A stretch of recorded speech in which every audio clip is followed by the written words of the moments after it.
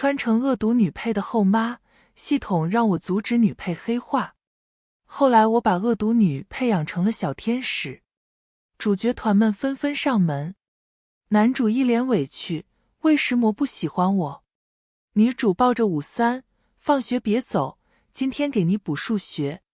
亲爱的朋友，你有没有过这样的时刻，偶然翻开一本旧书，指尖触到泛黄的纸页，突然就想起某个午后，阳光透过窗棂洒在书籍上，连灰尘都在光束里慢慢飘。那时的时光好像特别慢，慢到能把书中的每一句话都嚼出味道。欢迎来到时光书房，喜欢我的朋友欢迎点击订阅分享。那我们故事开始。我穿成了书中恶毒女配的后妈。徐之淼作为书中头号女反派，拥有一个充斥阴郁的童年。她出生没多久，父母就因车祸遇难。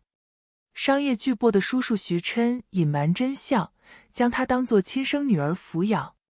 她与男主原本是青梅竹马，一直暗恋男主，但很可惜，男主爱上了突然闯入他人生的女主。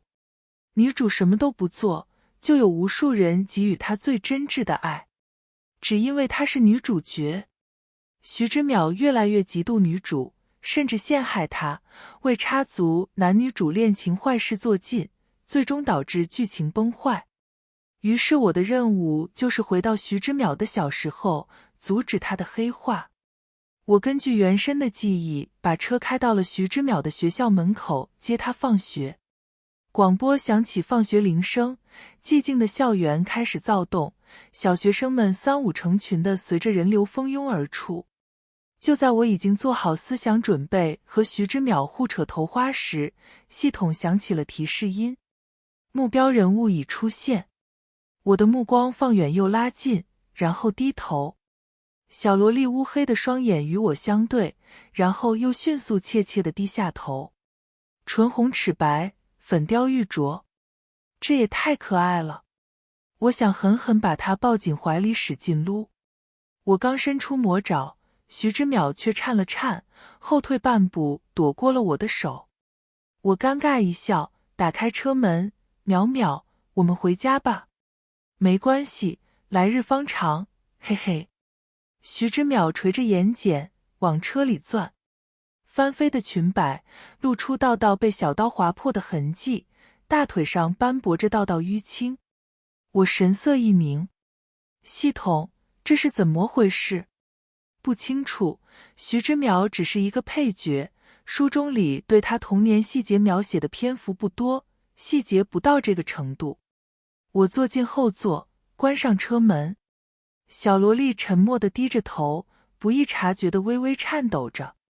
我心一揪，放柔声音，今天上学过得开心吗？她不回答。我依旧温温柔柔地去翻起她被划破的裙子，露出腿上斑驳的掐痕。裙子损坏的截面十分整齐，像是人为割破的痕迹。是有人欺负淼淼吗？我深吸一口气，可以告诉我吗？徐之淼这才抬头看我，眼神里带着微微困惑。在他的印象里，我的角色恐怕是白雪公主里的恶毒王后。来到徐家的这1个月里，我一直对他漠不关心。这是我第一次向他表露关切。正当我以为他不会和我说话后，我听见他低声说了一个名字。陈子恒。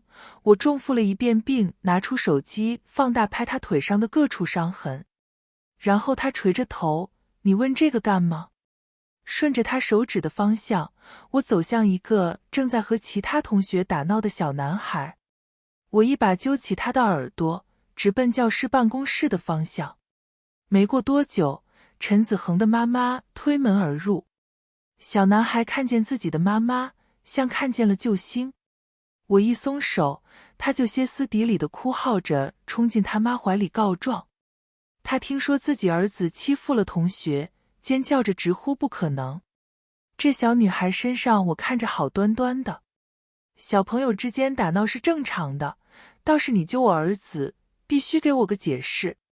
他给了陈子恒一个眼神，小男孩立刻看向一旁的班主任，老师，我莫欺负人，是徐之淼撒谎。班主任畏难地看着我，小孩子之间打闹是很正常的，我带这一届孩子，班里从没出现什么恶性事件。不过徐之淼同学确实是很少参与班集体活动，今天有体育课，也许是他自由活动时自己摔伤了。陈子恒的妈妈为了维护自己的孩子咄咄逼人，班主任一方面出于息事宁人，一方面为了自己的职称和教学评分，不希望班里出现什么恶性事件。小事化了，是他处理的方式。可我不能这样。我坚定地攥紧徐之淼的手，我相信淼淼不会说谎。掌心的小手颤了颤，系统在我脑海中尖叫起来，宿主宿主。徐之淼的黑化值降低了。我愣了一瞬，低头只能看见徐之淼毛茸茸的发顶。一份坚定的信任，就足以在他的封闭的心破开一道小口。你看他这样子，哪有半点受伤的模样？陈子恒的妈满是不屑。于是我滑动事先拍好的照片，照片里淤紫的伤痕在白皙的皮肤上触目惊心。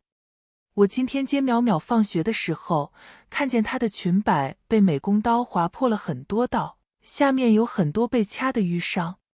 我女儿告诉我，是你儿子在课间。还不等我说完，那女人气势汹汹就要去掀徐之淼的裙子。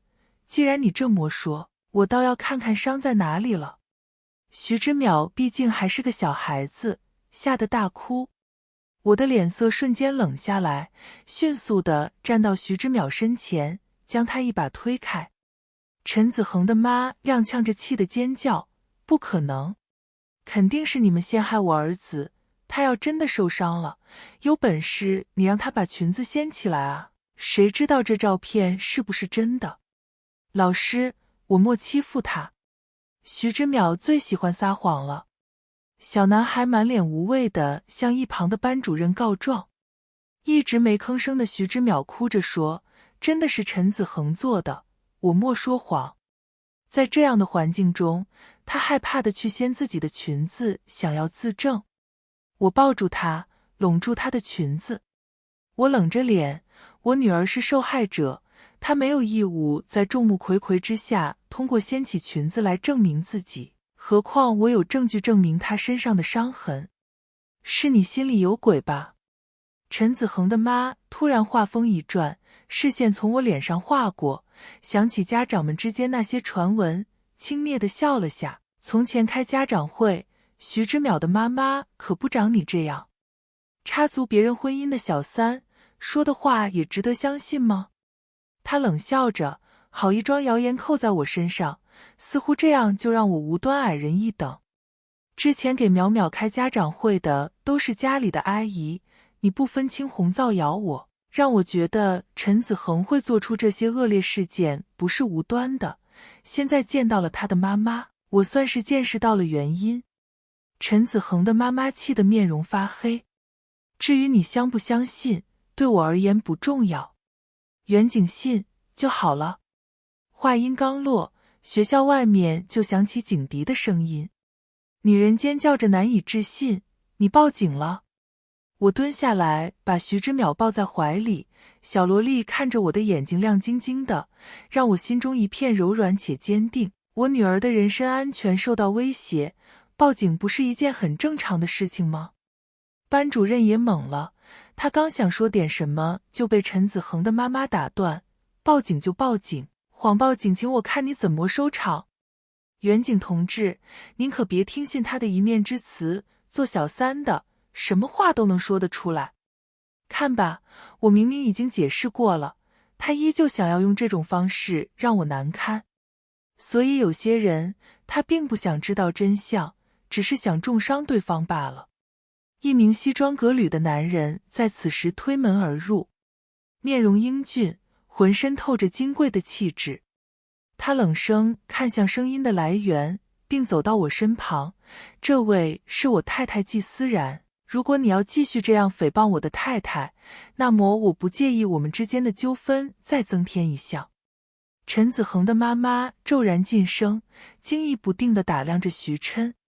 宿主，这就是季思然的老公，徐琛。原来是学校门口出现警车之后，班级家长群里都在热烈讨论和猜测。徐琛通过向班主任了解情况，临时取消会议禁止，带着律师来了警局。你们没事吧？徐琛看我的眼神里有些复杂。没关系，能解决。徐琛点点头，蹲下来去安慰徐之淼。对不起，淼淼，爸爸不知道你受欺负了。爸爸和徐琛蹲下来看了看我，和妈妈一定会惩罚欺负你的坏蛋，好吗？他伸出手和徐之淼拉钩。徐之淼垂着头，半天才小心翼翼地伸出小拇指勾了勾手。此时，徐琛带来的律师协理员警一起迅速找到了监控和掌握相应证据。视频里的小男孩用美工刀恶意破坏女孩的裙子，见对方不反抗，又伸手去掐她裙底的大腿。刚刚还撒谎不打草稿的小男孩脸长得通红，哭得歇斯底里，以此来逃避。我只是想跟他玩一玩。陈子恒的妈底气也弱了不少，依旧狡辩着孩子之间打闹也正常。坐在对面的远景显然脸色也很不好，他手指在桌上扣了扣，这是猥亵儿童。两人瞬间煞白了脸。女人有些情绪失衡，小孩子之间打打闹闹又有什么？如果你发现你儿子身上多了10几道淤青，你会觉得没时髦吗？女人被我堵得音量弱下去，她生气地拍了一把小男孩的头，还不快道歉？陈子恒涨红着脸，声若文瑞，对不起。最终因为陈子恒只有6岁，远景和律师建议我们做调解。陈子恒的妈一下子又止不住得意，小孩子犯点错误很正常，刚刚都道歉了，我会带他回去好好改正的。等一下，我快速扫过律师刚写好的档，叫住他。虽然陈同学是未成年人，但是法律原则上需要补偿直接的经济损失，比如医疗费用和财务损失。女人满脸得意的就要给我转5000块钱，不用找了。我笑着招手示意徐之淼过来，指着她身上这条裙子，这条被你儿子划破的裙子，11万。女人破防了，怎么这么贵？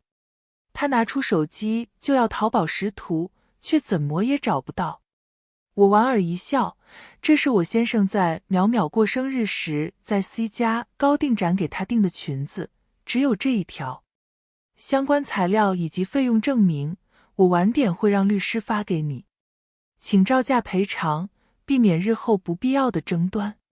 陈子恒的妈妈咬紧牙僵硬着，像是被我隔空打了一耳光。徐琛是上市公司的总裁，手里攥着徐家大半股份，年轻有为，虽然有个女儿，但不影响他在豪门联姻里成为抢手的香饽饽。而对于徐琛来说，哥哥的血脉重于他自身的情感需求。他以往不是漠视过与门当户对的名企千金交往，只是实在难有千金小姐能真心实意并且周到地照顾一个小孩子。后来徐琛就想到干脆契约婚姻。恰巧这个时候，徐琛看到了季思然投来的简历。这天季思然职位面试结束，准备离开写字楼时，却撞见这家公司的 CEO 问他：你愿意和我契约结婚吗？季思然出身农村，靠着勤奋努力，从竞争激烈的高考大省一路杀进了 C9， 最后又顺利保研。季思然看着各大民企的 offer， 视线最后缓缓落到了徐琛给他的契约协议上。他和徐琛契约结婚，照顾徐之淼，1个月30万。一开始季思然的确是奔着高薪去的，只是时间一长，他就滋生了别的想法。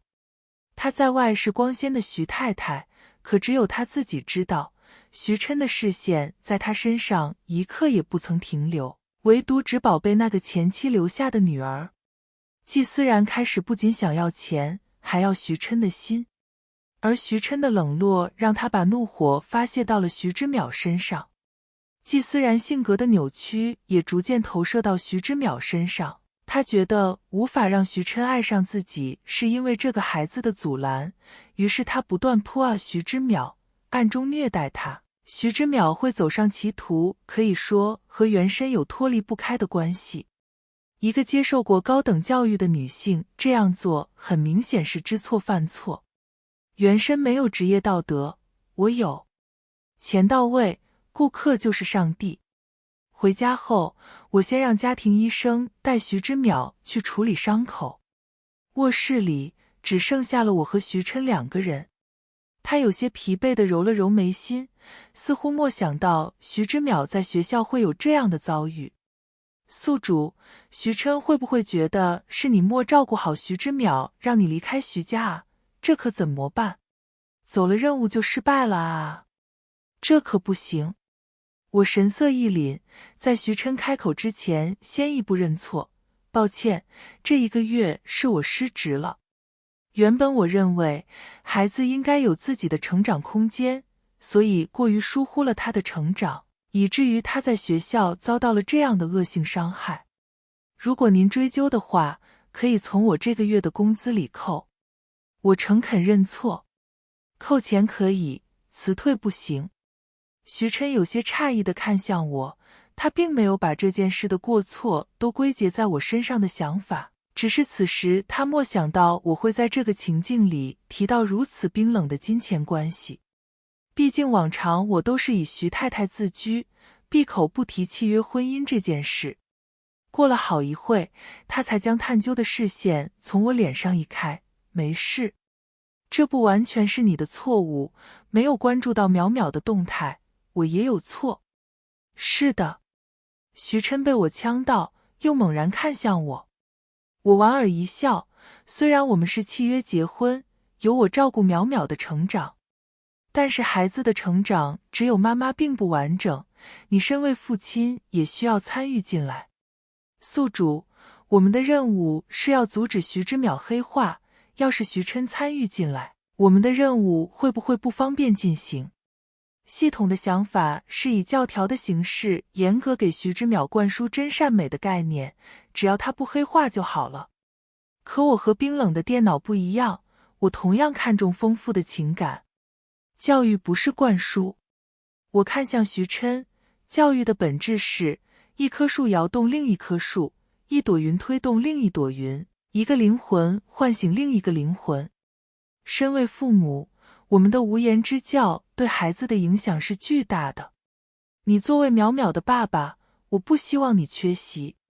徐琛按灭了手里的烟，要我怎么做？我把早就准备好的家庭行程表丢给他，晚点到楼下餐厅来吃饭，你看看自己有没有什么忌口的告诉我。我说完就出门准备去找徐之淼，却听见徐琛的声音在背后响起，季思然，谢谢你愿意为了淼淼做这么多。我回眸明媚一笑，不客气，这些算增项服务，要另外加钱的。徐琛顿住，看我的表情有些奇怪。我扬眉诧异，怎么，不行吗？加钱可以。那就行了。我得到满意的答复，起身离开房间。徐琛，小姐躲进房间一直哭，怎么都哄不好。我刚下楼梯，就看见女佣有些手足无措地向我求助。我心下一沉，快步朝着淼淼的房间走去。一个女佣手里拿着件睡裙，满脸无奈地看着躲在墙角爆哭的小女孩。小女孩身上裹着浴巾，说什么也不换衣服。我走过去，接过睡裙，示意他们都出去。淼淼，怎么了？谁知道我一拿着裙子靠近她，她就哭。于是我干脆把睡裙放在一旁，凑到她身边。我一遍遍抚平她的情绪，小萝莉哭得撕心裂肺，哽咽着，姨姨，姨姨抱抱。他的小手攥紧了我的衣袖，以此来获得安全感。我再也不穿裙子了。你是觉得是因为自己穿了裙子，所以才被欺负的，不是吗？徐之淼眼睛红肿，让人心疼。在他的视角里，一出生就没有了妈妈，爸爸还整天忙于工作，这些都导致了他有太多被忽视掉的情绪得不到回馈，于是逐渐变得沉默内敛，甚至面对同学的欺负，他都没有正常的愤怒表现。当一个人对于愤怒的感觉和表达都感受到压抑，就会垮下来，陷入自我贬义的耻辱中去。愤怒在生命中有重要的意义，代表我们的底线和坚持。徐之淼不懂得愤怒，就容易遭受不公平的待遇。时间久了，内心不扭曲不黑化才怪。不是，有人想欺负你，不管你是穿了裙子还是裤子，他都会这样做。你不反抗，就是在纵容他人的劣根性。淼淼没有做错任何事情，不需要反思自己。真正做了坏事的人，才应该受到惩罚。你还小，如果靠自己的力量不足以反抗的话，你的爸爸还有我都愿意成为你对抗困难的勇气。徐之淼看着我，眼里有些懵懂的震动。他并不是天生的坏胚，他性格的扭曲大都是剧情中塑造他的扭曲环境所致。在徐之淼的视角里，他出生就没有了妈妈，爸爸又忙，平时都是家里的佣人在照顾他。可是对于一个年幼的孩子来说，需要的除了必要的保护和照顾，还有教育。淼淼无数次在梦里幻想过，如果自己有妈妈，那该是怎样幸福的场景。他每天都在羡慕着那些一放学就能飞奔向妈妈怀里的同学们。徐之淼想，要是他也有妈妈的话，一定是所有小朋友里最先冲到妈妈怀抱里的那个乖小孩。徐之淼颤着眼睫，像扑朔的蝴蝶。姨姨，可以再多抱抱我吗？我拥他入怀，用我双臂传递给他力量和爱。拥抱也是一份爱的确认，而淼淼缺失了太多。所以，现在让我们把不开心的事情忘掉，不要因为别人的错误消耗自己的情绪。我们把睡衣换上，一起出去做晚餐，好不好？姨姨给你做好吃的。小孩子的注意力总是很容易被转移。徐之淼的精神气被鼓舞，主动去换了衣服。我拿出平板，打开美食区，让徐之淼尽情点菜。徐之淼是个小吃货，看见好吃的就两眼放光。厨房里，我快捷而灵巧地备菜。没多久，餐桌上就被摆上了4菜1汤，烤箱里也飘荡出勾人的奶香气。坐在小椅子上的徐之淼眨巴着眼睛，深吸一口气，眼里闪着光。姨姨，好香啊！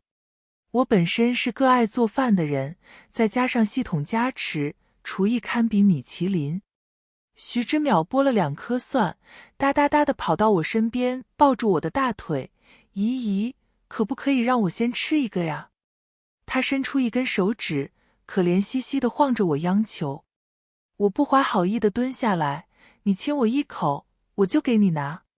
出乎我意料，徐之淼没有犹豫，他抱着我的脸吧唧了3、4口，然后又腼腆地看着我。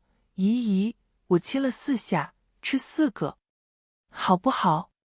我被小萝莉萌得心花怒放，让她上楼叫徐琛下来吃饭。可是姨姨一共只烤了4个小面包，姨姨可以把自己的让给你，但是你现在上去问问爸爸，他愿不愿意也分给你啊？徐之淼转身上楼，小小的身影里流露出几丝雀跃。系统也在我脑海里欢呼，宿主你是我的神。徐之淼的黑化概率简直是在哗啦啦地往下掉。饭桌上摆满了色香俱全的菜肴。徐琛坐下，夹了一口香糯油亮的红烧肉，眼前一亮。徐之淼埋头干饭，间隙中夸赞道：姨姨做的饭是我吃过最好吃的。到饭后吃甜点时，徐之淼看着桌上仅有的4个香甜小面包，犹豫了。他看向徐琛：“爸爸，你应该不会喜欢吃小面包吧？”徐之淼紧张的样子，好像徐琛如果说他想，他下一秒就会哭出来一样。徐琛：“我不吃，你们吃吧。”徐之淼长舒一口气，然后阴转晴天。他拿了2个小面包放在自己面前，2个推给我：“姨姨，我们一起吃。”徐琛：“这就是不分给他的理由。”我忍俊不禁，薅了一把徐之淼的小脑袋，说话算数，要是爸爸不吃的话，就都是你的了。系统在我脑海里疯狂尖叫，太可爱了，太可爱了。此时此刻，我多么希望自己能摸摸小可爱。这哪里是恶毒女配，这是小天使啊！我十分认同，面前的小萝莉眼神清澈，乖巧懂事，实在难以和剧情里黑化的恶毒女配联想到一块去。徐之淼上的是私立贵族幼稚园，同班同学基本上都是有钱人家的少爷小姐。这种学校除了幼儿学前教育，还有更深层次的含义，资源置换和人脉圈的拓展。过去徐之淼在班级里边缘化，除了他本身性格的内敛，一部分也是因为没人了解他的家庭背景。往常都是家里的佣人给徐之淼开家长会，徐琛也从来没参与过学校的亲子活动。正因如此，陈子恒的妈妈并不在意得罪的代价，才会那么嚣张地对自己儿子的恶劣行径视而不见，并在证据确凿时仍然底气十足。只是他没想到的，这个看似背景平平的小女孩，身上一条裙子居然动辄上10万。昨天的事情让班主任和陈子恒的家长的态度发生了180度转变。以他们昨天呈现的素质，我不觉得这是良心发现。徐琛那张常年占据财经新闻的脸，恐怕才是他们转变态度的真正原因。一大早，我就收到了一条转账金额为20万的消息，注明了这是给淼淼衣服的赔偿以及医药费。陈子恒妈妈甚至还给我发了一封真挚的道歉信。我礼貌性地回复了2句，坦然接受这份歉意。与此同时，班主任也十分殷勤。他向我发送了一段视频，是陈子恒今天在班上公开向徐之淼道歉的录影。徐太太，请问您对这件事情的处理结果满意吗？关于这件事，我身为徐之淼同学的班主任，感到十分抱歉。我略过班主任的道歉小作文，太长了，不看。去接淼淼放学的时候，我看见比起其他孩子们3、5成群，徐之淼仍然是一个人走在人群中。只是今天他出来的要比昨天快很多，小脸上泛着淡淡的红晕，像是一路跑出来的。他夹在人群里，张望了下四周，然后有些失落地低下头。淼淼，我在人群里大声喊着他的名字。徐之淼骤然转身，在看到我时高高举起手，然后迈起腿小跑过来。他的眼睛是惊喜的明亮。姨姨，我张开手抱住他。回家的路上，他跟我汇报着今天在学校里的生活。学了100位数内的加减法，昨天剩下的小面包分给了流浪小狗。班里很多不太熟的同学今天都来主动找他说话。还有陈子恒今天和我道歉了，但我没有原谅他。为什么？老师说如果我接受道歉，就握握手，以后就和好做朋友了。可我不喜欢他，也不想和他做朋。他没想到自己居然一下说了心里话，似乎觉得自己的真实想法并不好，声音渐渐弱了下去。我却支持他，淼淼是对的，不是所有的错误都应该得到原谅。是这样吗？是哦，所以当我们认为做一件事情会伤害到别人的话，就不能去做哦。徐之淼郑重地点点头。紧接着，我从口袋里掏出一张银行卡和一叠现金交给徐之淼。这些年来，基本上都是徐之淼需要什么，徐琛就让人帮他安排好。虽然站在客观角度，大人能做更好的选择，可是这样就让徐之淼失去了自己选择、做计划的权利。给孩子零花钱是很有必要的，可以帮助他建立所有权或物权意识。钱也是爱，是一份底气的构成。淼淼，这是陈子恒的爸爸妈妈给你道歉的赔偿款，一共有20万。姨姨把这份钱交给你，一部分转成了现金方便你用，一部分在这张银行卡里，回家姨姨教你怎么用，密码是你生日。你有什么需要用到钱的地方，就可以从这里支出。20万对于6岁的小女孩来说有些太多了，但是她爸是 A11 富豪。相比起省钱，徐之淼更应该学会怎么花钱。有钱人家花钱也是门学问。被我提出来的一叠现金，面额从1块到100块不等。对于才学到百位数内加减的徐之淼来说，以万做单位的无疑是天文数字。他张大了小小的嘴巴，毛茸茸的脑袋上顶着大大的问号。20万，淼淼掰着手指数了一路。徐之淼开始越来越黏我，具体表现在我泡完澡从浴室出来时，发现地上有一团被子在地上缓缓蠕动，吓得我差点摔跤。淼淼从被子里露出一个小脑袋，眨巴着眼睛可怜兮兮地问我，天气预报今晚会打雷。淼淼怕，可以和姨姨一起睡吗？我没反应过来，刚把可以说出口，淼淼人就已经带着被子一咕噜窜床上去了。小孩子总是喜欢把被子放在地上玩，但就这么睡觉总是不卫生。我重新拿了床被子，和淼淼一起换了下4件套。淼淼钻进去，把自己裹得严严实实，有些紧张地看着我，生怕我反悔不让她睡这了。我把她抱在怀里，拍着她的背，轻轻哄她睡觉。淼淼是世界上最可爱的宝贝。淼淼的耳朵微微竖起来，真的有这么可爱吗？是哦。那姨姨可以再夸我一遍吗？淼淼是世界上最可爱的宝贝。还想听？淼淼是世界上最可爱的宝贝。还要？淼淼是宝贝。说着说着，淼淼突然小声呜咽了起来。她抱着我的手很紧。淼淼说，姨姨的怀抱好温暖，我想每天都和姨姨一起睡觉。妈妈的怀里应该就是这样的感觉吧。香香的，会用很温柔的语气夸奖她我。姨姨抱紧我的时候，淼淼不怕做噩梦了。我心中一紧，听见她用机不可闻的声音问我，季姨姨，我想叫你妈妈。她死死攥紧我睡衣的手暴露了她的紧张，好像我一旦拒绝，她就会又变成从前那个流浪小猫。我亲亲她的脸颊，看着她不安的眼睛，坚定承诺，做淼淼的妈妈是一种幸福哦。淼淼瞪大了眼睛，满脸不可置信。半晌，她才回过神来，然后钻进被子把头蒙住，我只能听见她在开心的咯咯笑。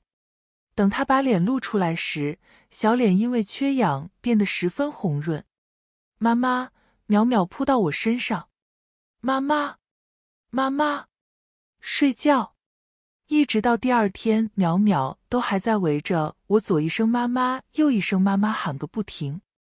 徐琛，这我女儿。淼淼，这是我妈妈哦。徐琛。徐之淼坐在小桌机上画画，他在美术上有超乎常人的天赋。过去他一个人呆着的时候，就喜欢通过画画表达情绪。画面里，小美人鱼自由地在海里游着，岸边站着一名盛装的公主，海藻般的长发极富美感。淼淼是在画美人鱼吗？真漂亮。淼淼是小美人鱼，妈妈是公主。仔细看，那个岸边的公主确实颇有我的神韵。为什么呢？我来了兴致。徐之淼捂着心脏，皱着一张小脸，似乎是真的很伤心一般，因为小美人鱼要得到公主的爱，就像淼淼要得到妈妈的爱一样。要是公主不爱淼淼，淼淼就会变成泡沫消失了。我笑着抱住她，不会的，妈妈不会让淼淼变成泡沫的，妈妈永远爱你。我们拉钩，淼淼勾住我的手指，然后吧唧一口亲过来，盖章章了，说好了哦。周末原本计划去爬山，但徐琛说他爸妈让我们回一趟老宅。说起来，原主这个契约婚姻对象还没有正式见过家长。自从徐琛的哥哥去世后，徐父徐母花了很长时间才从阴影中走出来。对于徐琛唯一的期盼，就是希望他能够过得幸福。所以徐琛并不希望让徐父徐母知道我们只是契约婚姻。我心领神会。车开到徐家老宅，我牵着淼淼下车，挽上徐琛的手。他的身体不自然地僵了僵。看他这满脸写着我俩不熟的样子，我真怕他爸妈三下两下看出端倪。淼淼远远看见站在宅门口的徐父徐母，就冲过去甜甜地喊了声爷爷奶奶好。淼淼还画了一幅画做礼物，哄得二老合不拢嘴，开开心心招呼淼淼去吃点心。徐父徐母看见我，笑容更是咧到耳根，好，多漂亮的姑娘，和小琛在一起看着真配。我连把提前准备好的礼物送出去。徐母挽过我的手，喜笑颜开，思然儿，别这么客气。我听小琛说你把淼淼照顾得很好，真是谢谢你了。徐阿姨，这都是我应该做的。徐母嘴角一撇，都跟我们小琛结婚了还叫阿姨。我赶紧补一声妈。徐母心花怒放，徐父也凑热闹，那也不能叫我叔叔哦。爸，哎，小琛也是，这些年我和他爸一直给他介绍小姑娘，他就是不结婚。我还奇怪呢，原来是自己早就有喜欢的人悄悄结婚了哦。徐母不满。徐父想到这里眉头一皱，抬腿对着徐琛屁股就是一脚。徐琛一个踉跄。徐父满是质问，你和人家结婚了，怎么跟家里也不吱个声？还是淼淼给我打电话说我才知道？怎么不回老家这边也办场婚礼？赶紧回来办！瞧瞧你怎么对人家女孩子的，我就教你这么委屈女孩子的。知道了，爸。徐琛闷闷的应声，难得见徐琛这么听话的样子。徐父徐母往我手里塞了个沉甸甸的红包，然后直勾勾看向徐琛。徐琛，徐母瞪了他一眼，思然第一次上我们家来，你不应该也给思然包个红包吗？我刚想打个圆场，莫想到徐琛摸摸口袋，还真有。血，还挺沉。我乖巧的眯眼一笑，谢谢老公。徐琛不禁逗，叫声老公都愣半天，我赶紧把他往屋里拉。院子里传出争吵声，我和徐琛对视一眼，连忙循声赶过去。徐父徐母也跟在后面加快了脚步。一道刻薄的女声不断谩骂，你刚刚不是还很能说吗？我哥给你找了个后妈，就是教你怎么没礼貌了是吗？季思然一个从农村来的，他那穷酸劲儿，徐家才不会承认他的身份。你以为他为什么会对你好，不就是看中徐家的钱？你维护他，你等着看季思然到时候还要不要你。别以为我不知道你这可怜兮兮的样子肚子里憋着什么坏水，跟着你那个后妈学会说话了，还不如像小时候当个哑巴。徐之淼起初还能反驳几句，到最后只能坐在地上放声大哭。住嘴！我和徐琛同时推门而入。房间里，面容姣好的女人浑身名牌，手里提着铂金包，对着淼淼大声谩骂。她是徐琛的妹妹徐静雅。剧情里，除了原主，就是徐静雅对徐之淼的恶意最大。她认为，要是没有徐之淼的存在，那笔徐之淼父母的财产就会继承到她身上。徐之淼虽然性格内敛，但心思细腻，察觉到这个姑姑不喜欢他，也从不去亲近。这次不知道是为什么，徐之淼会主动和徐静雅发生正面冲突。桌上被摆好的点心全都被打落一地，而徐之淼跌在地上，外套里沾着不少糕点渣。他坐在地上哽咽，不是你说的这样。我冲过去抱起徐之淼，把他揉进怀里。乖哦，淼淼，害怕了吧？对不起，妈妈让你受委屈了。徐之淼抱紧了我，穿着白色的毛绒外套，蜷在一起像一只小羊羔。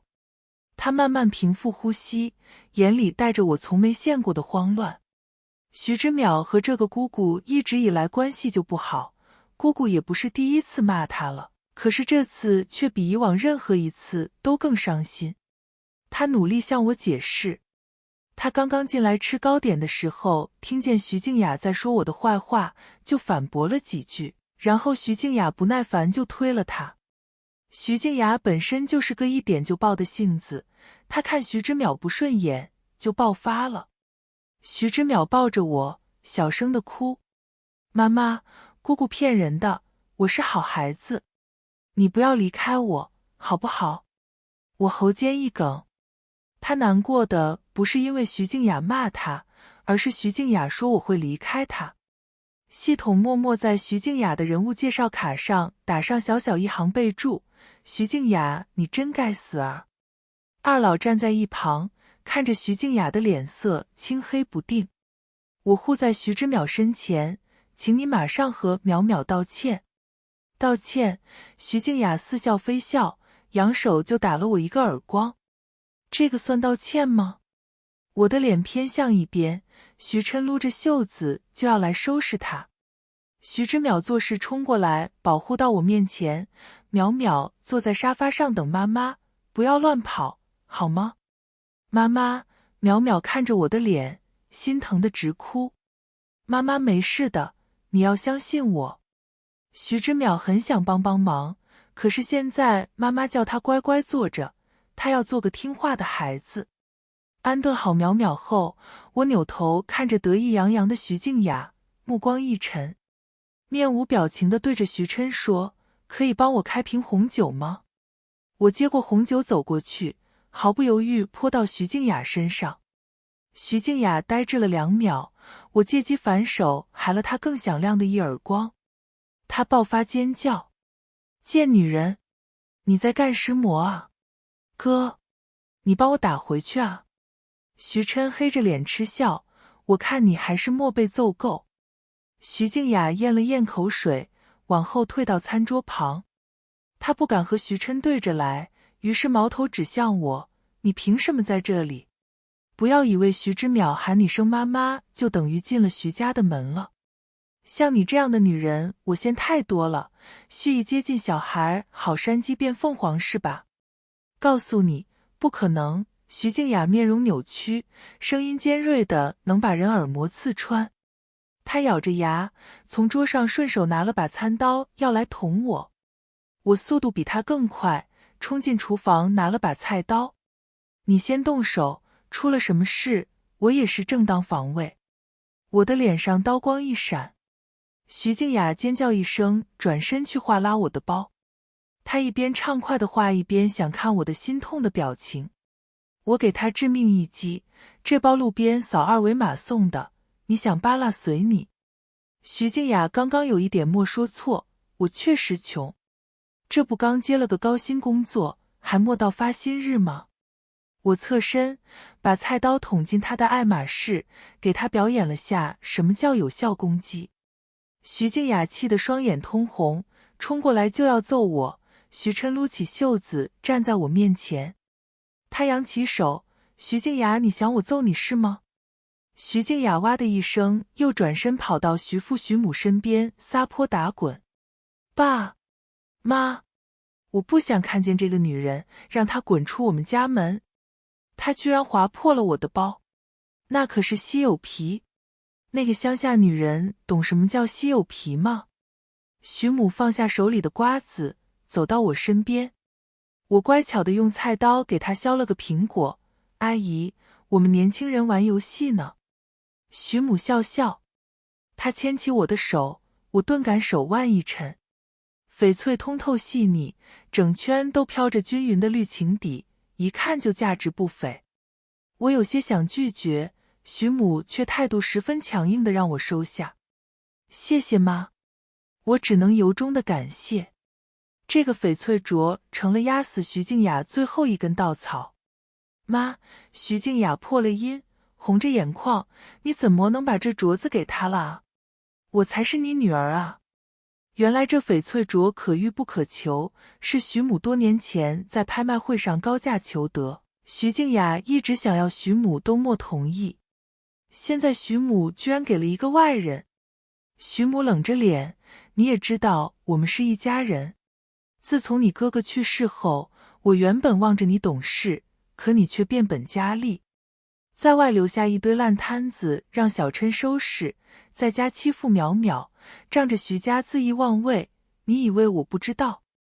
静雅，这是你嫂子和侄女，你赶紧回房间去面壁思过，莫想清楚，不要出来陷我。红酒顺着她的裙边滴落到地板上，看起来十分狼狈。她张了张嘴，最后什么都莫说，失魂落魄地走了。徐琛微微垂头，目光落在我有些红肿的半边脸上。对不起。徐琛的眼底有些心疼，白皙的脸颊上被徐静雅的穿戴甲画出2道血线。淼淼懂事地找来医药箱，要给我消毒。徐琛接过双氧水，我来给妈妈消毒吧。徐之淼很想亲自来，看模样的确不知道怎么处理伤口，于是乖乖地在一旁看徐琛的动作，学得十分认真。徐琛的动作很轻柔，蘸着双氧水的棉签勾起微微刺痛。疼吗？我摇摇头。他伸出手揉了揉我的脑袋，抱歉，我不知道会发生这样的事。我轻轻笑出声，又不是你做的，你都道歉2次了。徐琛坚持，让你受伤，是我的失误，抱歉。上药的距离近到我能细数他纤长的睫毛。你这么关心，会让我误以为你喜欢我。我压低声音，在他耳边开玩笑。徐琛连眼不说话，蝶一般的睫毛颤了颤。我来了兴致，不会是真的吧？徐琛淡淡扫了我一眼，手里的棉签稍加用力。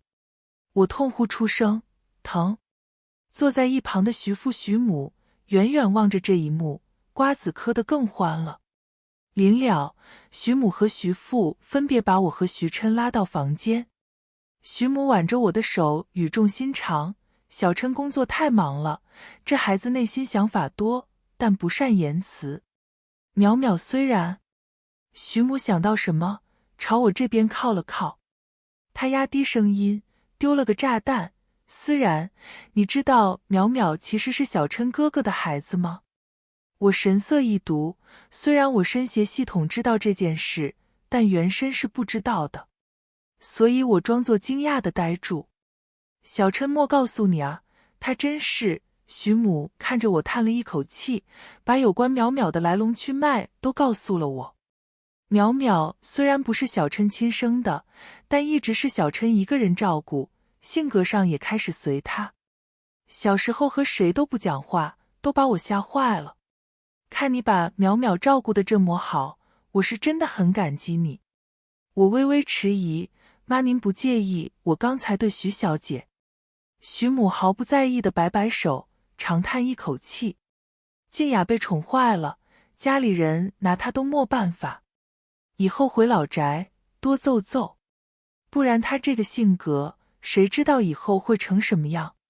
我听小琛说你家离这儿很远，那以后要是小琛欺负你，你尽管到老宅来。我告诉你这件事，其实是担心你会有些顾虑。现在告诉你了，要是你跟小琛以后打算有个自己的孩子，心里也有个谱儿。他脸上扬起姨母笑，是真心很祝福我和徐琛。系统不知道哪根筋搭错，突然在我脑海里拉响警报，鸣笛声轰的我脑壳子嗡嗡的。你乱码了？系统尖叫，不是。有突发情况，监测到攻略人物徐之淼的生命指标正在急速衰弱。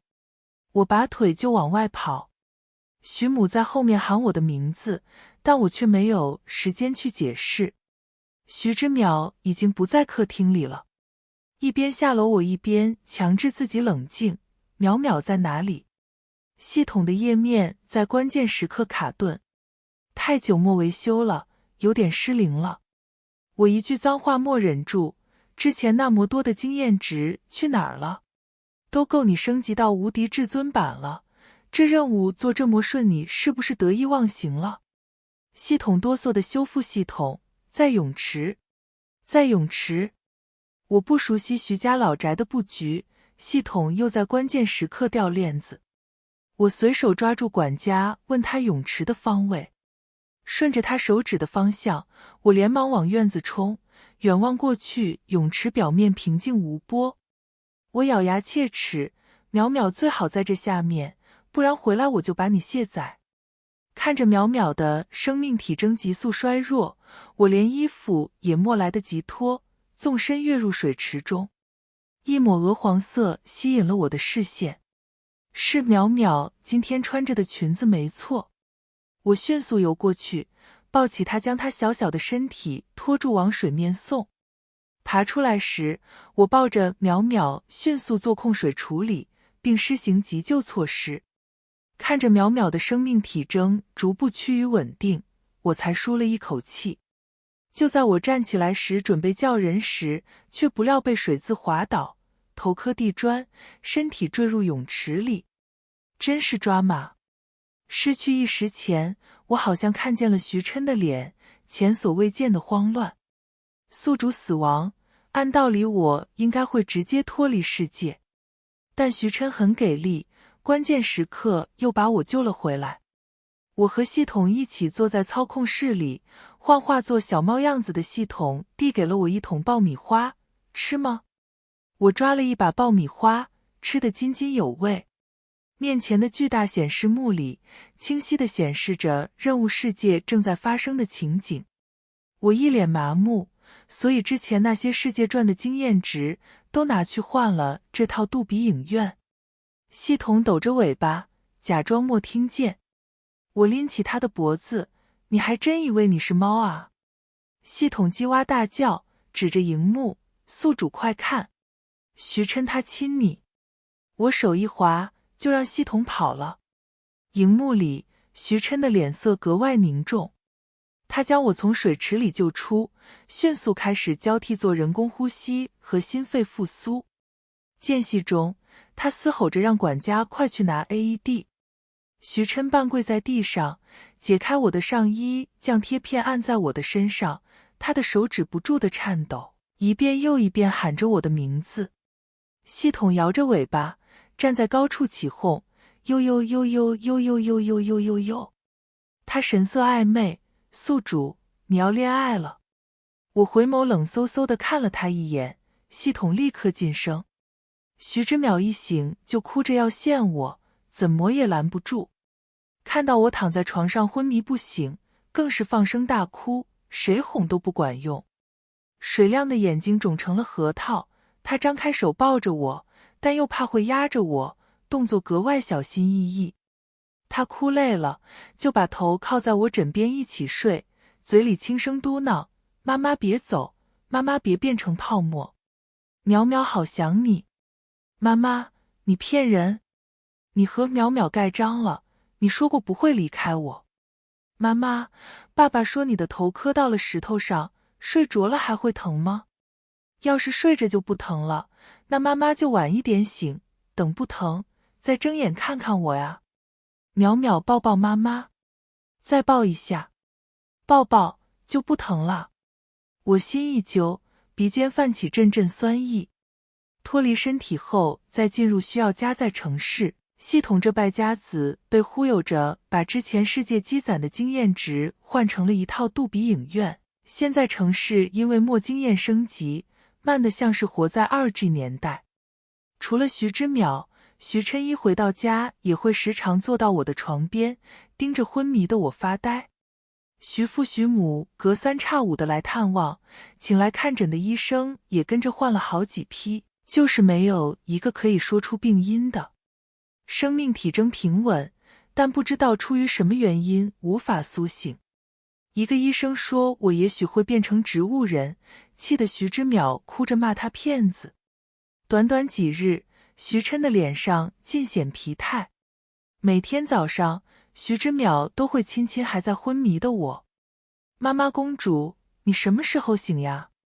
现实中的医生找不到我昏迷的答案，他就进童话书里找，期待着我会像睡美人那样从睡梦中苏醒。见我没醒，他也不气馁，自己搬着小板凳去厨房做早餐。机灵的淼淼平时通过观察我的动作，已经可以完成煎蛋、烤面包之类的简单操作了。徐琛和淼淼一起做了3份，他把属于我的那份放在我的床头。妈妈，再不吃就冷了哦。淼淼吃得无精打采，他突然想到什么，双目炯炯地盯着徐琛。淼淼，怎么了？徐琛的精神也不算好，这段时间他几乎把能推的工作都推掉了，整天在家和淼淼一起守着我。爸爸，你过来。顺着他的指引，徐琛半蹲在我的床前。爸爸，你亲亲妈妈。徐琛老脸一红。徐之淼煞有介事，妈妈是公主，可淼淼不是王子。睡美人要王子才能吻醒。爸爸，你是事吗？难道你不想妈妈醒过来吗？操作室里，我揪着系统命运的后颈脖，程式再不加载好，我现在就把你卸载。系统伸出一只猫爪，指着进度条，宿主，宿主。好了。一睁眼，我就对上了徐琛放大的脸。徐琛。徐之淼捂着嘴快乐地欢呼，公主醒了。徐琛触电一般直起身子，将着身体迅速撤离我的视线，出门的时候脑袋差点撞门上。而徐之淼一头扎进我怀里，妈妈。我醒来之后好好锻炼了几天，几乎就恢复如初了。徐母来探望的时候憔悴了不少。他们查监控发现，把淼淼推进泳池的是徐静雅。往常他们对徐静雅的行为都睁只眼闭只眼，可这次差点就闹出人命。徐琛拽着徐静雅去看了心理医生，确诊了狂躁症。现在人被拘在住院部接受治疗。看得出来，徐琛这回是真的很生气。彻底好了之后，我本想去找徐琛聊点正事，但徐琛却像躲着我一样，总是在忙。困在空间里的日子，我和系统的共同复盘，得出的结果是徐之淼实在是太乖了，乖得让人心疼。这个年纪本该是孩子最调皮最折腾的年纪，他却乖得可怕。可对于徐之淼这个年纪的孩子来说，过于乖巧不是一个褒义词。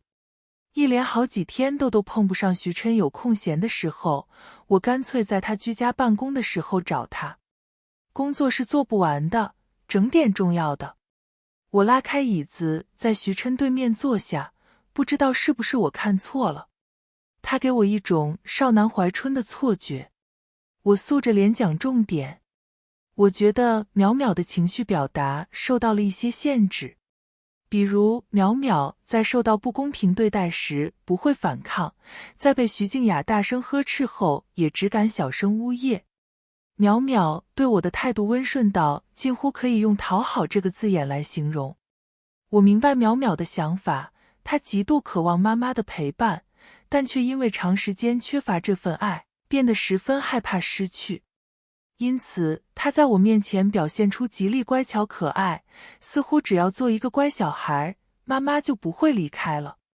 忽略自己的感受，服务于他人，不论对于小孩还是成年人，这都是不对的。何况淼淼还是心智不成熟的孩子，他通过别人的眼光来抑制自己的情绪，早晚会像原文中那样日渐扭曲。长期被忽略，淼淼的情绪已经压抑太久了。哪怕他只是一个小孩子，他依然拥有很丰富的情绪。淼淼会高兴，会愤怒，也会无助。每一种情绪对于他的成长都是至关重要的。高兴不等于得意，愤怒不代表无法控制自己，无助也并不代表他懦弱。每一种经历过的情绪都会给他带来不一样的体会。但是在这家里，没有人会倾听他的声音，他的情绪得不到回馈，久而久之会造成表达困难，甚至觉得在外人面前觉得表达情绪不安全。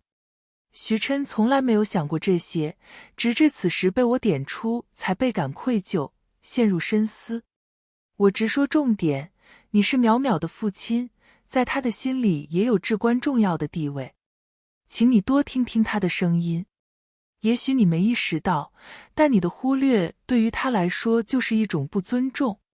没有错误的情绪，只有不被尊重的情绪。徐琛抽着烟，点了一根又一根。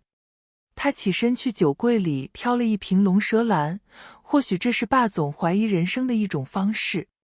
洗杯子的时候，他看向我，喝酒吗？我点点头。徐琛连着喝了3杯才停，然后把笔记本的电脑荧幕转向我。原来他刚刚不是在工作，而是在做家庭计划表。上次你给了我一份家庭计划表，我完善了一下，你看看还有没有什么需要补充？徐琛把电脑的荧幕转向我，我的视线落向界面，头顶缓缓冒出一个，这叫完善了一下。徐琛一脸严谨，以周末为核心节点，引导淼淼通过家庭活动、课外兴趣全方位塑造身心健康。根据淼淼目前的身体状况和学习进度，同步调整活动专案以及兴趣培养，优化运营。是我错怪徐琛了。我原本以为徐琛只是因为责任感才收养了徐之淼，对他并没有什么父爱。现在我看着电脑里密密麻麻的专案计划，只觉得父爱如山。哪个好人家会拿 OKR 来带娃？专案甚至还有考核，其中一专案标示致力于训练淼淼3分半跑完800米。以淼淼现在的小短腿，能否训练达标另说。在这个惨绝人寰的任务达成之前，我恐怕就因为淼淼的黑化值突然爆满，然后被炸出世界了。我面膜表情地按下笔记本荧幕，讲到一半，兴致冲冲的徐琛，我梦游般的和他碰了一杯，然后毅然决然否了他的专案。徐琛，我叹了口气，明早9点半，客厅集合，我们去鞍山露营。今晚早点睡，明天见。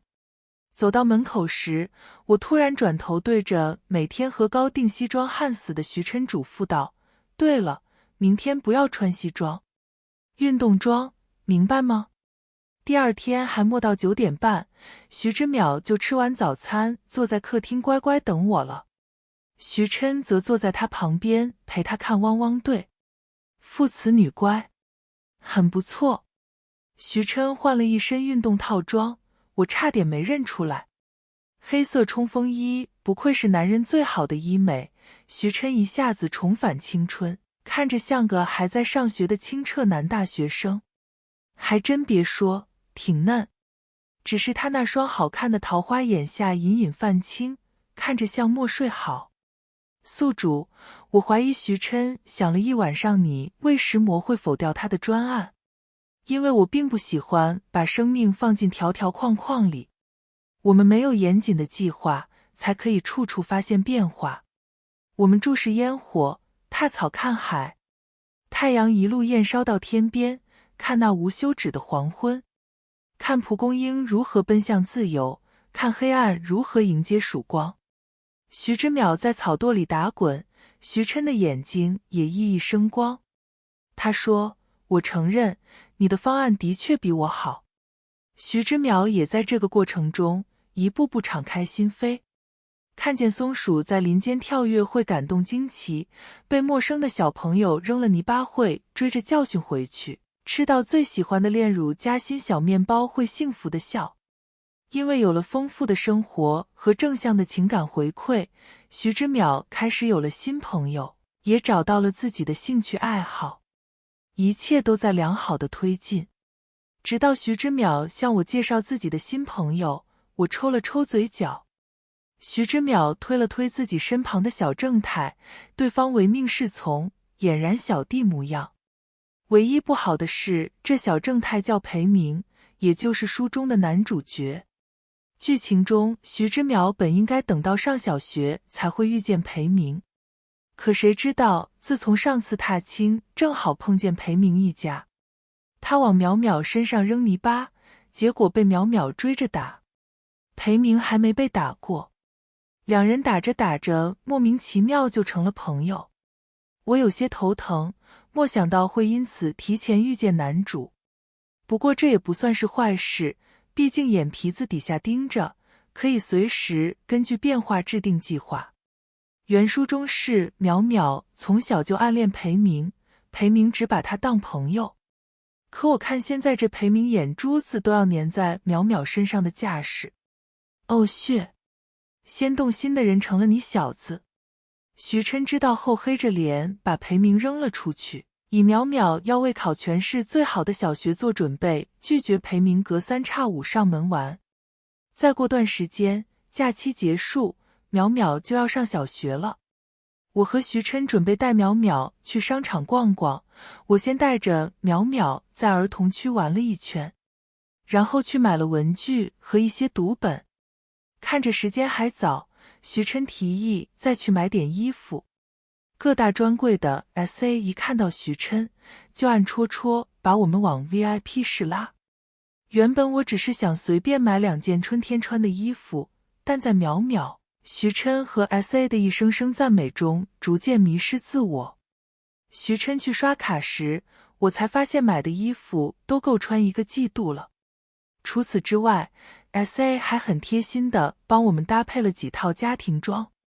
淼淼换上就不肯脱了，围着我和徐琛开心地在镜子前面扭扭。SA 很会来事，要帮你们拍照吗？照片里，一对高颜值夫妻穿着相同剪裁色系的衣服，中间坐着一个粉糯可人的小女孩，把2只手放在头顶，比出兔子耳朵的形状。徐琛用照片发了个朋友圈，完全不管这突如其来的全家福在自己的朋友圈掀起了怎样的风浪。淼淼招招手，神秘兮兮地说她也有礼物要送给我，让我等等。然后扭头就进了隔壁的爱马仕，指着橱窗里的一个铂金包对 SA 说：“我要买这个。” SA 以为自己听错了，但是看着小朋友穿着一身名牌，也不敢怠慢。小朋友，你的爸爸妈妈呢？是不是走丢了？没有走丢哦，淼淼就是想买这个包包。SA 一脸畏难，先不说面前的小朋友是未成年，橱窗里的这些包都是只用来做展示不售卖的。SA 刚想带小朋友去服务中心，迎面走来一位和小朋友同款穿搭的英俊男士，精致的剪裁和设计将男人衬得挺拔修长。轮班的店长踩着高跟鞋连忙迎过来，他看向站在徐琛身边的我，眼里闪过惊艳。徐先生这次来怎么没有提前预约啊？这是您的妻子和女儿吧？真漂亮。他指着刚才淼淼选的那款包，这款有吗？店长心领神会，神秘兮兮地从小黑屋里拿出了挂在橱窗里的同款。刷卡时，淼淼抢着不让徐琛刷。这是我给妈妈买的礼物，我来付钱。淼淼掏出了当初我给她的那张银行卡，一口气刷掉了18万。淼淼的脸上连一丝心疼也没有，反而喜滋滋地捧着包递给我。上次坏姑姑把妈妈的包弄坏了，我给妈妈买新的。我觉得这个颜色比坏姑姑的更好看，下次气死她。眼泪在眼眶里打转，何德何能？这一刻，奢侈品对于我的价值并不是它昂贵的价格，而是我真心对待的小孩，也捧着一颗世界上最美好的赤子心献给我。淼淼看我哭了，着急地给我擦眼泪。妈妈怎么哭了？淼淼做的不对吗？妈妈教我要合理花钱，可是我觉得买礼物让妈妈能开心，对于淼淼来说就是一件非常有意义的事情，对吧，爸爸？徐琛眼神柔和，妈妈开心就有意义。他说这话的时候，眼睛紧紧盯着我，很认真。我的心轻轻一跳，我蹲下来亲亲淼淼的小脸蛋，知道了，我是感动哭了。买完东西后，徐琛让商场把今天买的东西直接送回家，这样我们可以直接去附近的公园散散步。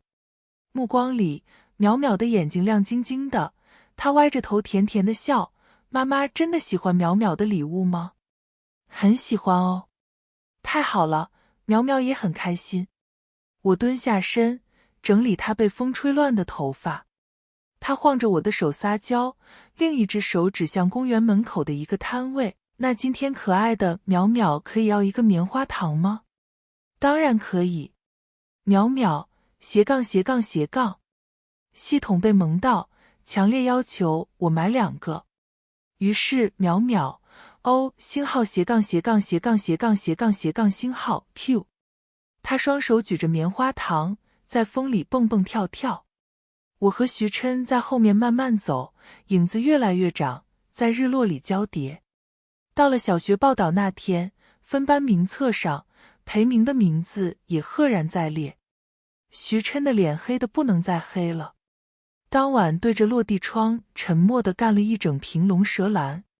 我发现徐琛的时候，他在3楼抱着楼梯猛男落泪。我好像看见不该看的了。我转头就走。季思然，徐琛一声大喊，把我定在原地。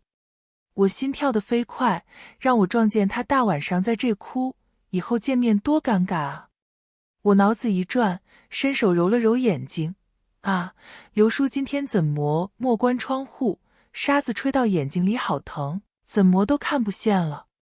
见徐琛没反应，我正准备悄悄遁走。季思然，你演戏蛮烂的，过来坐吧，我没醉。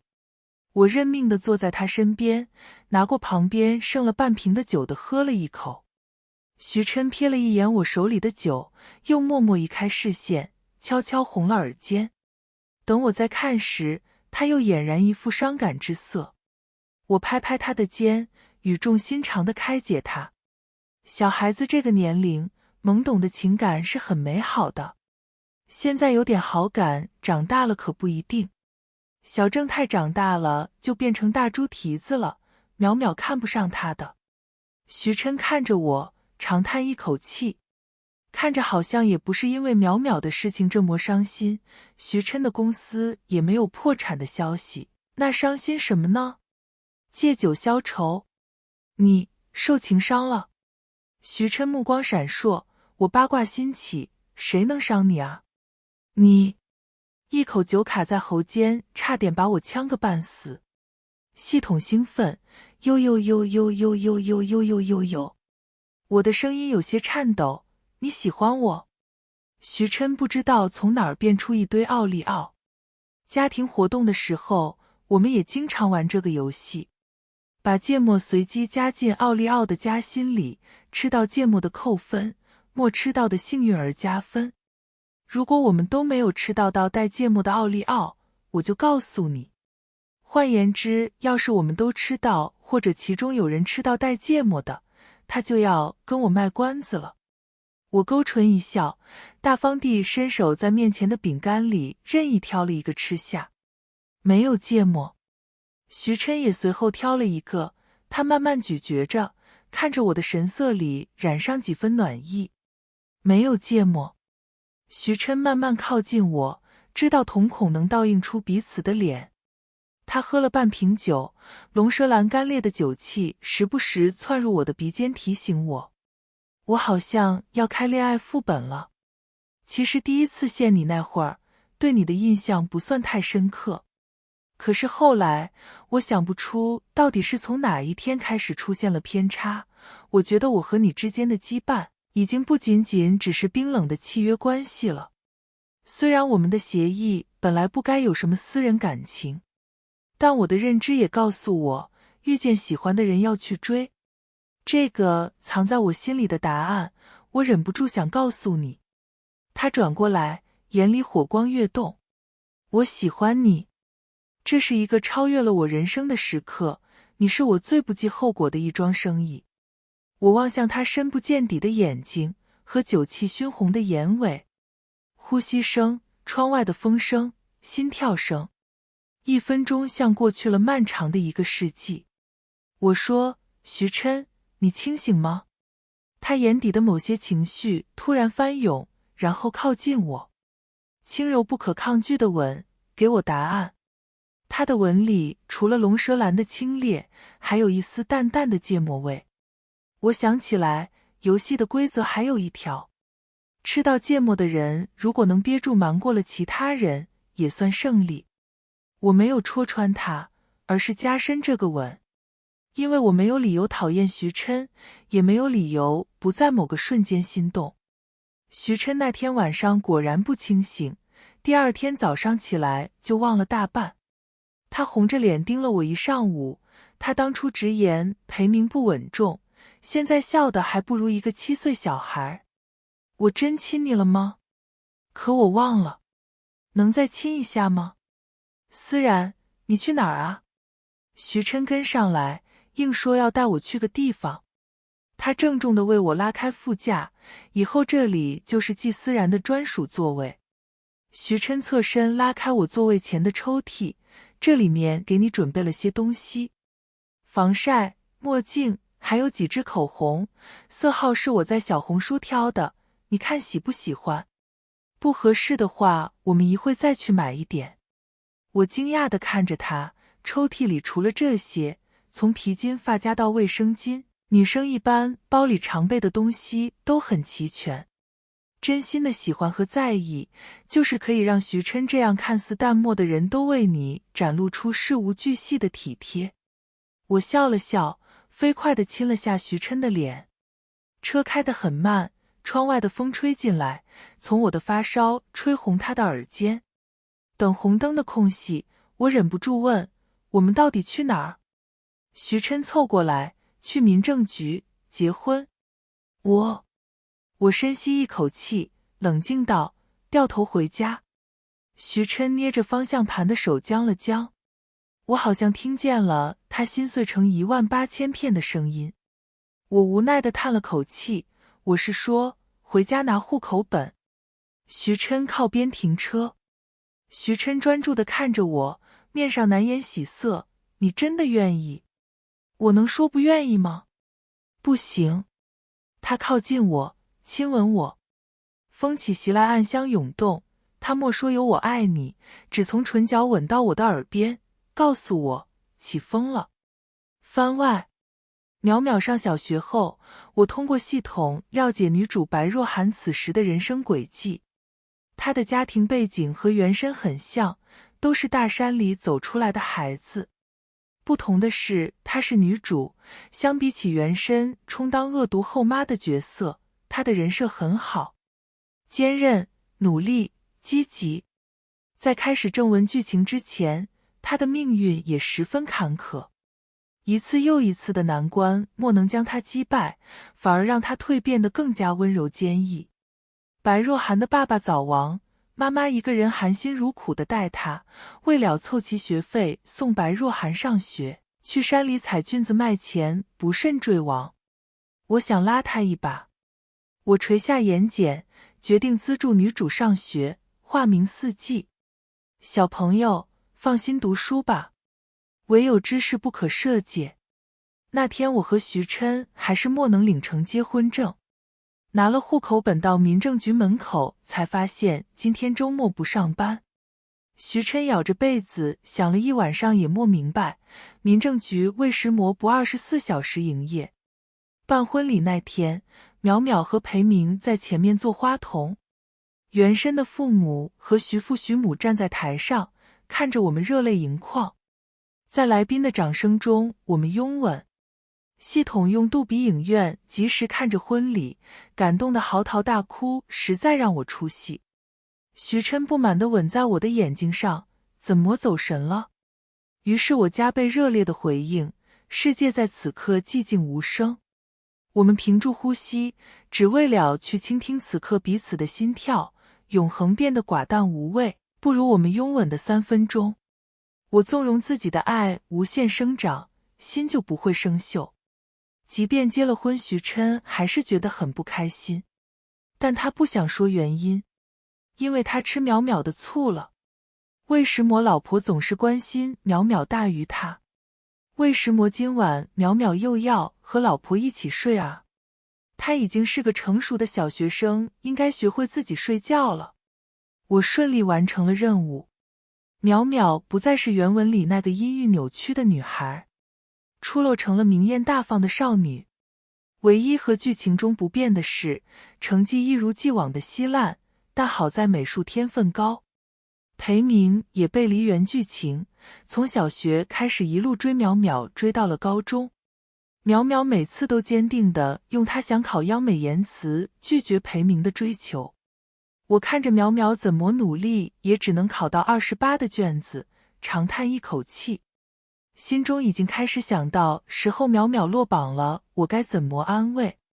直到高2上学期，淼淼突然像开了挂一样，成绩坐火箭上升。每天放学回家吃了饭就不见人影，说要和新朋友一起复习。学期末淼淼的成绩从吊车尾到进了年级前200。我邀请淼淼和那个帮她补课的朋友到家里来吃饭。白若涵身着一身校服，体态从容，漂亮的眼睛里透着一股温柔的坚定。看见我的第一眼，她就笑弯了眼。和我打招呼的第一句话是谢谢你，4级阿姨。后来徐琛问我，要是我们没有那样巧合的以契约婚姻开始，我们还会遇见，还会相爱吗？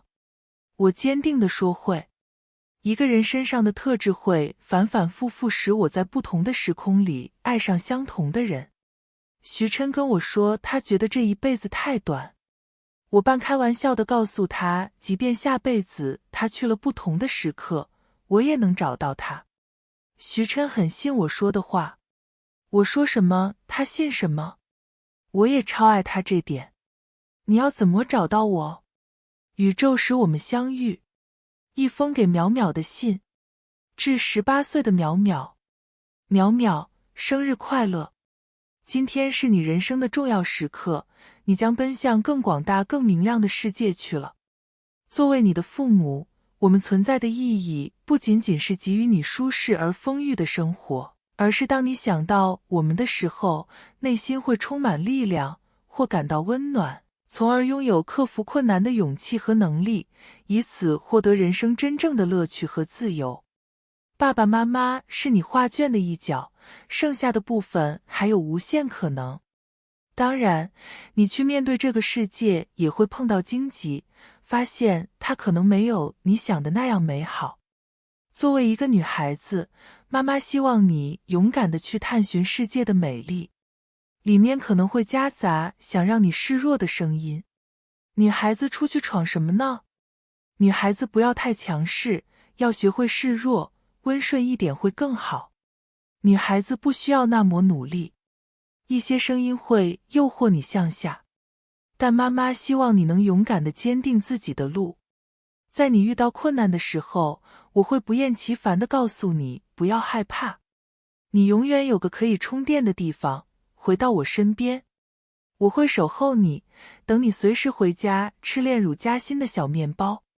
今天的时光书房之旅到这里就暂告一段落了。下一期我们会带着新的时光之书与你相遇，可能是关于老上海的弄堂故事，也可能是藏在经典名著里的岁月细节。记得常回来看看，时光书房永远在这里，陪你在文字里与时光温柔相拥。咱们下期见。